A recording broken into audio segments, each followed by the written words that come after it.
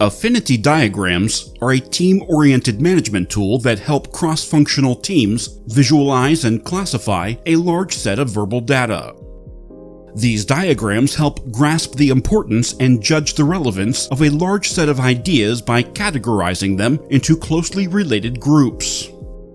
The closely related groups are called affinities, or similar tendencies. Affinities help identify hidden patterns to aid management decision-making.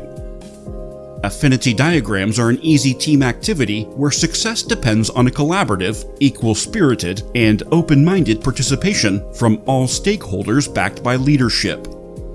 These diagrams can serve as a great first step for handling product development process flows, mounting customer complaints, management challenges, or crisis situations.